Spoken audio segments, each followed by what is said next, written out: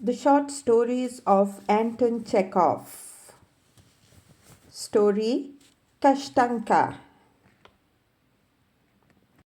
1. Misbehavior. A young dog, a reddish mongrel between a dachshund and a yard dog, very like a fox in the face, was running up and down the pavement looking uneasily from side to side. From time to time she stopped and, whining and lifting first one chilled paw and then another, tried to make up her mind how it could have happened that she was lost. She remembered very well how she had passed the day, and how, in the end, she had found herself on this unfamiliar pavement. The day had begun by her master, Luka Alexandrich's putting on his hat, taking something wooden under his arm, wrapped up in a red handkerchief, and calling, Kashtanka, come along. Hearing her name, the mongrel had come out from under the work table, where she slept on the shavings, stretched herself voluptuously, and run after her master. The people Luka Alexandrych worked for lived a very long way off, so that before he could get to any one of them, the carpenter had several times to step into a tavern to fortify himself. Kashtanka remembered that on the way she had behaved extremely improperly. In her delight that she was being taken for a walk, she jumped about, dashed, barked after the trams, ran into yards and chased other dogs. The carpenter was continually losing sight of her, stopping and angrily shouting at her. Once he had even, with an expression of fury in his face, taken her fox like ears into his fist, smacked her, and said emphatically, Plague take you, you pest! After having left the work where it had been bespoken, Luka Alexandrych went into his sister's and there had something to eat and drink. From his sister's he had gone to see a bookbinder he knew, from the bookbinder's to a tavern, from the tavern to another crony's, and so on. In short, by the time Kashtanka found herself on the unfamiliar pavement, it was getting dusk, and the carpenter was as drunk as a cobbler. He was waving his arms and breathing heavily, muttered, In sin my mother bore me. Ah, sins, sins. Here now we are walking along the street and looking at the street lamps. But when we die, we shall burn in a fiery Gehenna. Or he fell into a good natured tone, called Kashtanka to him, and said to her, You, Kashtanka, are an insect of a creature, and nothing else. Beside a man, you are much the same as a joiner beside a cabinet maker. While he talked to her in that way, there was suddenly a burst of music. Kashtanka looked around and saw that a regiment of soldiers was coming straight towards her. Unable to endure the music, which unhinged her nerves, she turned round and wailed. To her great surprise, the carpenter, instead of being frightened, whining and barking, gave her a broad grin, drew himself up to attention, and saluted with all his 5 fingers.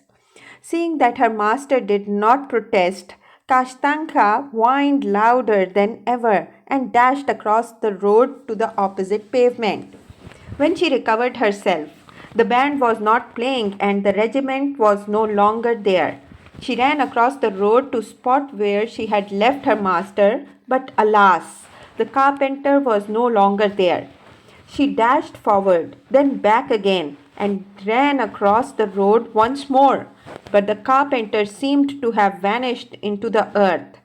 Kashtanka began sniffing the pavement, hoping to find her master by the scent of his tracks, but some wretch had been that way just before in new rubber galoshes and now all delicate scents were mixed up with an acute stench of India rubber, so that it was impossible to make out anything.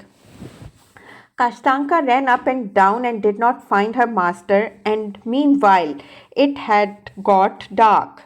The street lamps were lighted on both sides of the road, and lights appeared in the windows. Big fluffy snowflakes were falling and painting white the pavement, the horses' backs, and the cabmen's caps. And the darker the evening grew, the whiter were all these objects. Unknown customers kept walking incessantly to and fro, obstructing her field of vision and shoving against her with their feet. All mankind, Kashtanka divided into two uneven parts, masters and customers. Between them there was an essential difference. The first had the right to beat her, and the second had the right to nip by the calves of their legs. These customers were hurrying off somewhere and paid no attention to her. When it got quite dark, Kashtanka was overcome by despair and horror. She huddled up in an entrance and began whining piteously. She huddled up in an entrance and began whining piteously. The long days journeying with Luka Alexandrych had exhausted her. Her ears and her paws were freezing, and, what was more, she was terribly hungry. Only twice in the whole day had she tasted a morsel. She had eaten a little paste at the bookbinder's, and in one of the taverns she had found a sausage skin on the floor near the counter. That was all. If she had been a human being, she would have certainly thought, "No, it is impossible to live like this. I must shoot myself." 2. A mysterious stranger. But she thought of nothing, she simply whined.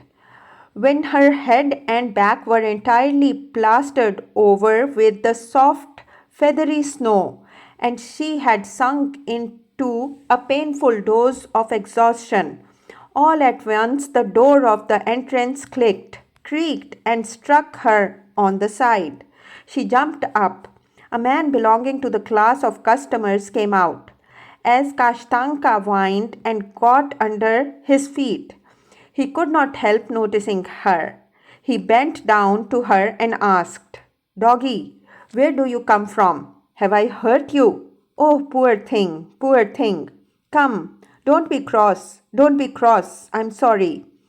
Kashtanka looked at the stranger through the snowflakes that hung on her eyelashes and saw before her a short, fat little man with a plump, shaven face wearing a top hat and a fur coat that swung open. "What are you whining for?" he went on, knocking the snow off her back with his fingers. "Where is your master? I suppose you are lost. Oh, poor doggy. What are we going to do now?" Catching in the stranger's voice a warm, cordial note, Kashtanka licked his hand and whined still more pitifully. "Oh, you nice, funny thing," said the stranger, "a regular fox. Well, there's nothing for it. You must come along with me. Perhaps you will be of use for something. Well?" He clicked with his lips and made a sign to Kashtanka with his hand, which could only mean one thing: "Come along." Kashtanka went. Not more than half an hour later, she was sitting on the floor in a big light room and, leaning her head against her side, was looking with tenderness and curiosity at the stranger who was sitting at the table dining. He ate and threw pieces to her. At first he gave her bread and the green rind of cheese, then a piece of meat, half a pie, and chicken bones, while through hunger she ate so quickly that she had not time to distinguish the taste, and the more she ate, the more acute was the feeling of hunger. "Your master don't feed you properly," said the stranger, seeing with what ferocious greediness she swallowed the morsels without munching them. "And how thin you are! Nothing but skin and bones." Kashtanka ate a great deal and yet did not satisfy her hunger, but was simply stupefied with eating. After dinner, she lay down in the middle of the room, stretched her legs, and, conscious of an agreeable weariness all over her body, wagged her tail. While her new master, lounging in an easy chair, smoked a cigar, she wagged her tail and considered the question whether it was better at the stranger's or at the carpenter's. The stranger's surroundings were poor and ugly. Besides, the easy chairs, the sofa, the lamps, and the rugs, there was nothing, and the room seemed empty. At the carpenter's, the whole place was stuffed full of things. He had a table, a bench, a heap of shavings, planes, chisels, saws, and a cage with a goldfinch, a basin. The stranger's room smelt of nothing, while there was always a thick fog in the carpenter's room, and a glorious smell of glue, varnish, and shavings. On the other hand, the stranger had one great superiority. He gave her a great deal to eat, and to do him full justice, when Kashtanka sat facing the table and looking wistfully at him, he did not once hit or kick her, and did not once shout, "Go away, damned brute!" When he had finished his cigar, her new master went out and a minute later came back holding a little mattress in his hands. "Here, you dog, come here," he said, laying the mattress in the corner near the dog. "Lie down here, go to sleep." Then he put out the lamp and went away. Kashtanka lay down on the mattress and shut her eyes. The sound of a bark rose from the street, and she would have killed to answer it. But all at once she was overcome with unexpected melancholy. She thought of Luka Alexandrych, of his son Freddyushka, and her snug little place under the bench. She remembered on the long winter evenings when the carpenter was planning or reading the paper aloud. Fedushka usually played with her. He used to pull her from under the bench by her hind legs and play such tricks with her that she saw green before her eyes and ached in every joint. He would make her walk on her hind legs, use her as a bell, that is, shake her violently by the tail so that she squealed and barked, and give her tobacco to sniff. The following trick was particularly agonizing. Fedoyushka would tie a piece of meat to a thread and give it to Kashtanka, and then, when she had swallowed it, he would, with a loud laugh, pull it back again from her stomach. And the more lurid were her memories, the more loudly and miserably Kashtanka whined. But soon exhaustion and warmth prevailed over melancholy. She began to fall asleep. Dogs ran by in her imagination, among them a shaggy old poodle, whom she had seen that day in the street with a white patch on his eye and tufts of wool by his nose. Fedoyushka ran after the poodle with a chisel in his hand. Then all at once he too was covered with shaggy wool and began merrily barking beside Kashtanka. Kashtanka and he good naturedly sniffed each other's noses and merrily ran down the street. 3. New and very agreeable acquaintances. When Kashtanka woke up, it was already light, and a sound rose from the street such as only comes in the daytime. There was not a soul in the room. Kashtanka stretched, yawned, and cross and ill-humored walked about the room. She sniffed the corners and the furniture, looked into the passage and found nothing of interest there. Besides, the door that led into the passage there was another door. After thinking a little, Kashtanka scratched on it with both paws, opened it, and went into the adjoining room. Here on the bed, covered with a rug, a customer, in whom she recognized the stranger of yesterday, lay asleep. Rrr! She growled, but recollecting yesterday's dinner, wagged her tail and began sniffing. She sniffed the stranger's clothes and boots and thought they smelt of horses. In the bedroom was another door, also closed. Kashtanka scratched at the door, leaned her chest against it, opened it, and was instantly aware of a strange and very suspicious smell. Foreseeing an unpleasant encounter, growling and looking about her, Kashtanka walked into a little room with a dirty wallpaper and drew back an alarm. She saw something surprising and terrible. A grey gander came straight towards her, hissing, with its neck bowed down to the floor and its wings outspread. Not far from him, on a little mattress, lay a white tomcat. Seeing Kashtanka, he jumped up, arched his back, wagged his tail, with his hair standing on end, and he too hissed at her. The dog was frightened in earnest, but not caring to betray her alarm, began barking loudly and dashed at the cat. The cat arched his back more than ever, mewed, and gave Kashtanka a smack on the head with its paw. Kashtanka jumped back, squatted on all four paws, and craning her nose towards the cat, went off into loud, shrill barks. Meanwhile, the gander came up behind and gave her a painful peck in the back. Kashtanka leapt up and dashed at the gander. "What's this?" They heard a loud, angry voice, and the stranger came into the room in his dressing gown, with a cigar between his teeth. "What's the meaning of this? To your places!" He went up to the cat, flicked him on his arched back, and said, "Fyodor Timofeyevich, what's the meaning of this? Have you got up a fight? Ah, you old rascal, lie down." And turning to the gander, he shouted, "Ivan Ivanovich, go home." The cat obediently lay down on his mattress and closed his eyes.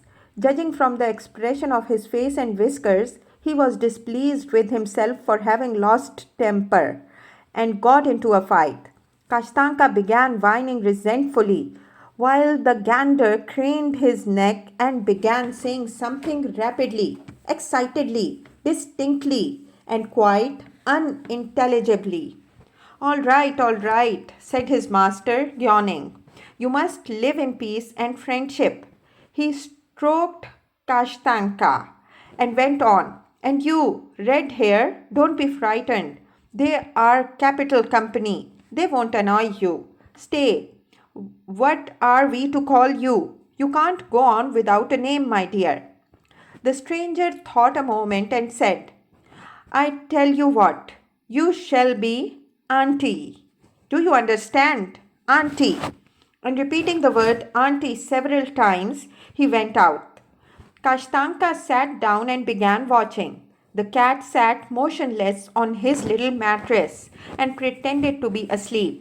The gander, craning his neck and stamping, went on talking rapidly and excitedly about something. Apparently, it was a very clever gander. After every long tirade, he always stepped back with an air of wonder and made a show of being highly delighted with his own speech. Listening to him and answering, "Rrr," Kashtanka fell into sniffing the corners. In one of the corners, she found a little trough in which she saw some soaked peas and a sop of rye crusts. She tried the peas. They were not nice. She tried the soft bread and began eating it. The gander was not at all offended that the strange dog was eating his food, but on the contrary, talked even more excitedly and to show his confidence went to the trough and ate a few peas himself. 4. Marvels on a hurdle. A little while afterwards, the stranger came in again and brought a strange thing with him, like a hurdle or like the figure. On the crosspiece, on the top of this roughly made wooden frame hung a bell, and a pistol was also tied to it. There were strings from the tongue of the bell and the trigger of the pistol. The stranger put the frame in the middle of the room, spent a long time tying and untying something, then looked at the gander and said, Ivan Ivanovich, if you please. The gander went up to him and stood in an expectant attitude. Now then, said the stranger, let us begin at the very beginning. First of all, bow and make a curtsy. Look sharp. Ivan Ivanovich craned his neck, nodded in all directions, and scraped with his foot. Right, bravo.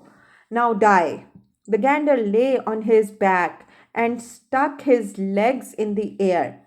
After performing a few more similar unimportant tricks, the stranger suddenly clutched at his head and, assuming an expression of horror, shouted, Help! Fire! We are burning! Ivan Ivanovich ran to the frame, took the string in his beak, and set the bell ringing. The stranger was very much pleased. He stroked the gander's neck and said, Bravo, Ivan Ivanovich. Now pretend that you are a jeweler selling gold and diamonds. Imagine now that you go to your shop and find thieves there. What would you do in that case? The gander took the other string in his beak and pulled it, and at once a deafening report was heard.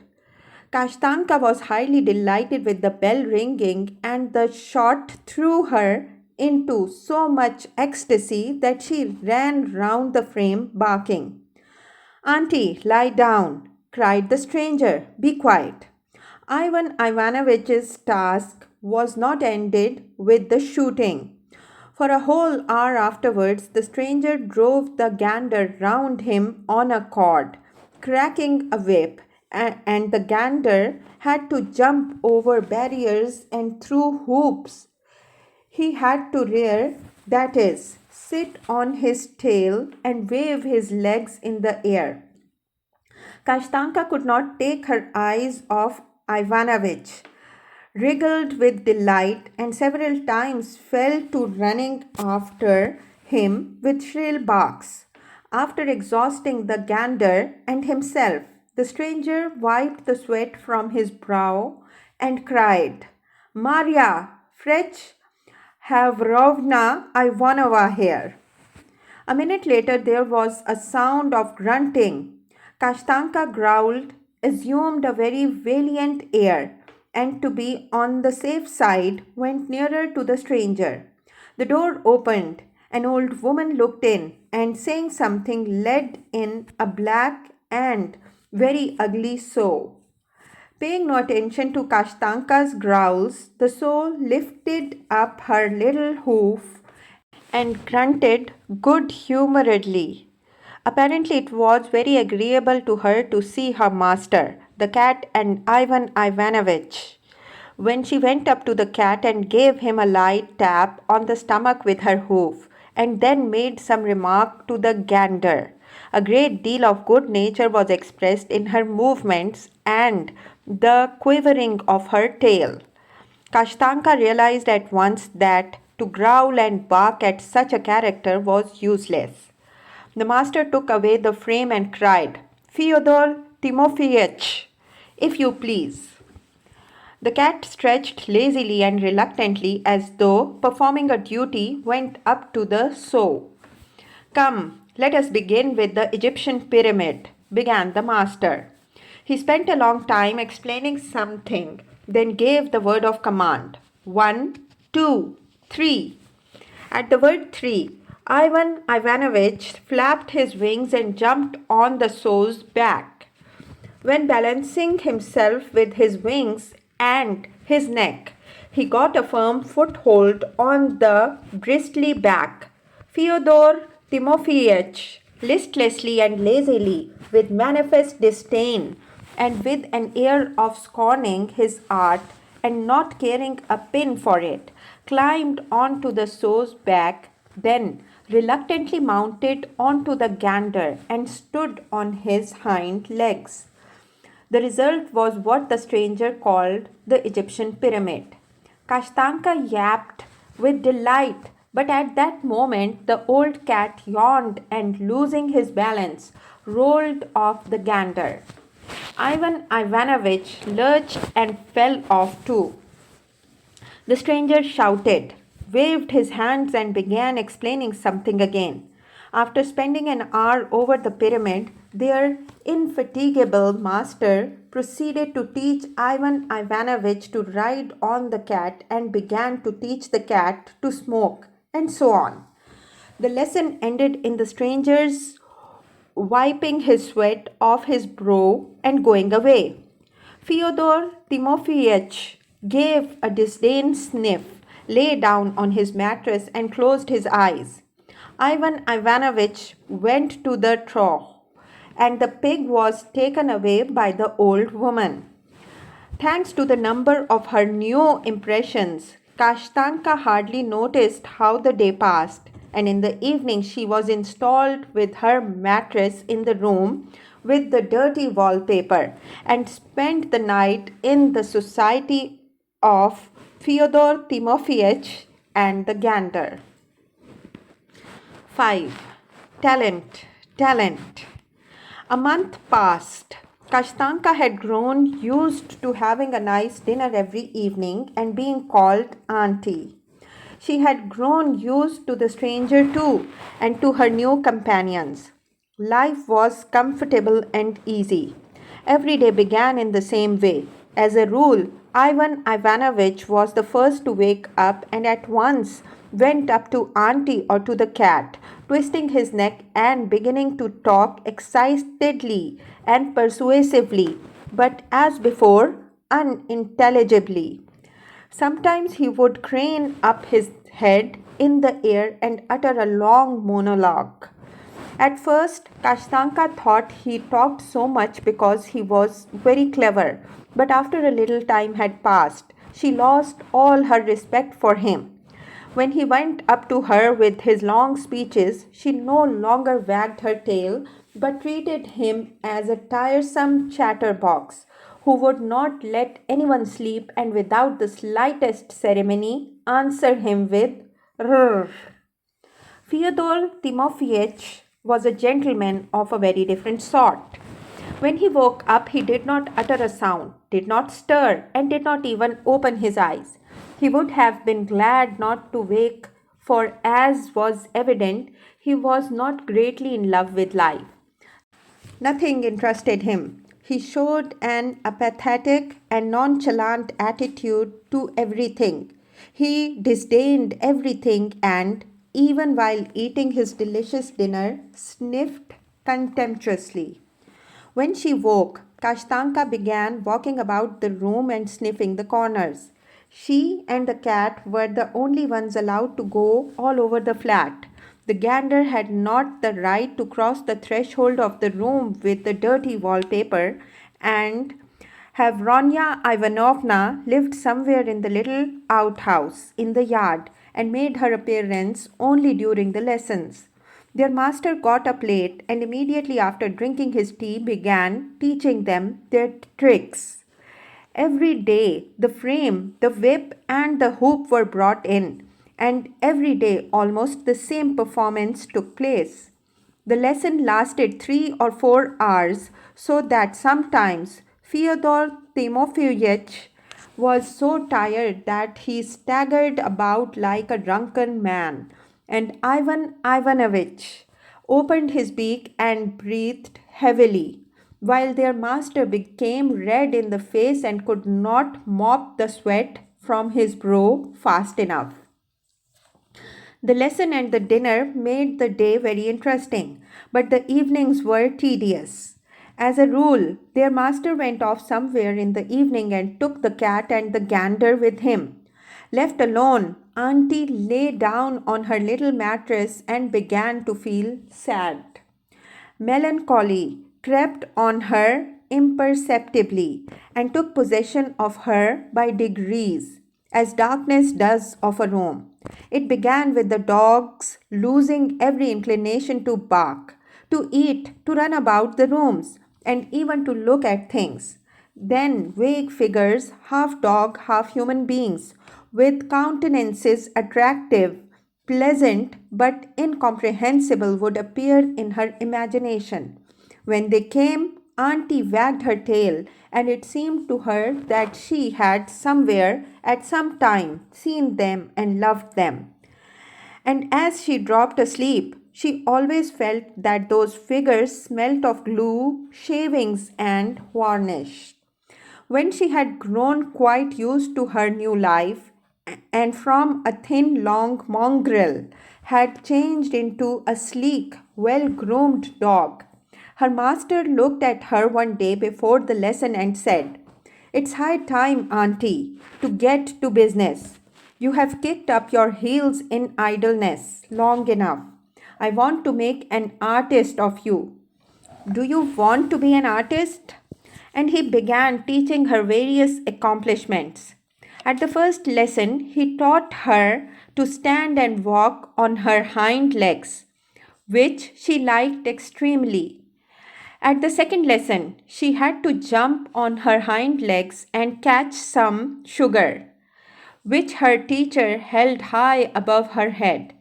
After that, in the following lessons, she danced, ran tied to a cord, howled to the music, rang the bell, and fired the pistol, and in a month could successfully replace Fyodor Timofeyich in the Egyptian pyramid. She learned very eagerly and was pleased with her own success, running with her tongue out on the cord, leaping through the hoop and riding on old Fyodor Timofeyich gave her the greatest enjoyment. She accompanied she accompanied every successful trick with a shrill, delighted bark, while her teacher wondered, was also delighted, and rubbed his hands. It's talent, he said. Unquestionable talent. You will certainly be successful. And Auntie grew so used to the word talent that every time her master pronounced it, she jumped up as if it had been her name.